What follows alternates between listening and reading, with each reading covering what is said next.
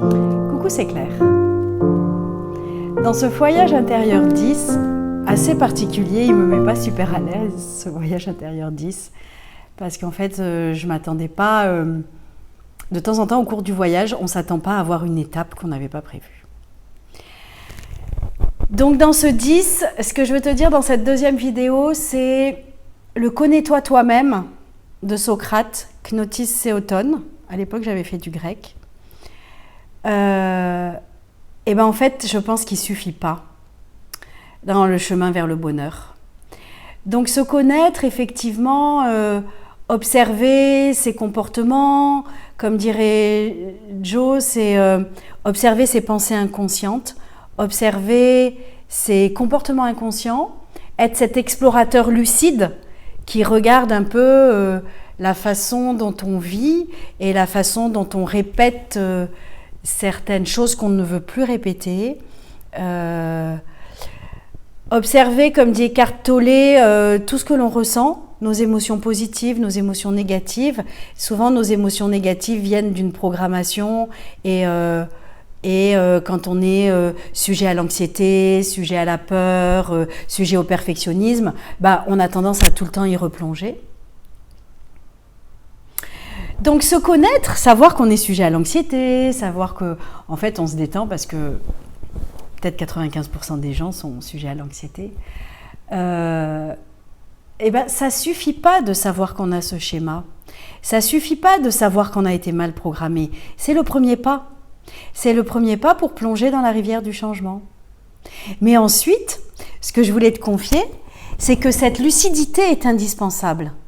La lucidité, disait Swami Prajnapada, c'est en permanence enlever les mousses qui se forment sur le lac et qui viennent nous obscurcir la vision. Donc la lucidité, c'est rester tout le temps l'observateur de ce que l'on vit, non pas dans un état dissociatif comme les personnes qui ont vécu de tels traumatismes dans l'enfance, qui vont se dissocier et couper leurs émotions, mais être le tranquille observateur de ce qui se passe, être le tranquille observateur de savoir si l'on a progressé pour arriver à enrayer un de ces vieux comportements dont on ne veut plus, et être le gentil observateur qui va mesurer que chaque jour, on y arrive de mieux en mieux. Donc se connaître ne suffit pas. Le pouvoir de l'intention, le pouvoir de plonger et d'aller de l'autre côté de la rivière, la pugnacité volontaire de déprogrammer un programme qui nous est habituel, c'est vraiment la voie du chemin vers le bonheur. J'adore une chanson pour se prendre un peu moins au sérieux de Jules. Je pense que c'est Jules, c'est mon fils qui me fait écouter ça, Hugo. C'est après le bonheur, moi je cours. Et je cherche mon chemin, je fais des détours. Donc la réalité, c'est vraiment ça, être cet observateur conscient, de cheminer vers la lucidité, de regarder ce que l'on fait et d'apprendre à se connaître de mieux en mieux, mais d'aller au-delà de la connaissance. Au-delà de la connaissance, c'est aller vers l'expérience, c'est plonger vraiment dans l'expérience du changement. Et l'expérience du changement, c'est pas à pas, chaque jour. C'est pas à pas, comme un enfant qui apprend à marcher, il tombe, il se relève, il tombe, il se relève. C'est pas à pas observer qu'on y arrive de mieux en mieux. C'est pas à pas observer que l'on a démasqué de mieux en mieux nos processus inconscients qui nous entravent. Et vraiment, ce que j'avais envie de dire dans cette vidéo en préambule de ce voyage 10, c'est le connais-toi. Il faut vraiment le parfaire dans la volonté consciente de plonger dans l'intention du changement. Et plonger dans l'intention du changement, c'est comme escalader une montagne, il faut de la pugnacité, il faut de l'endurance, il faut des victuailles, il faut se rassasier, il faut se reposer, il faut...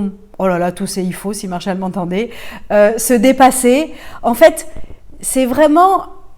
C'est pas il faut, mais c'est avec joie, savoir que escalader la montagne pour arriver et pour réussir, les victuailles sont nécessaires, le repos est nécessaire, les gourdes d'eau sont nécessaires et se relever est nécessaire, faire appel à sa volonté est nécessaire, reprogrammer le corps est nécessaire.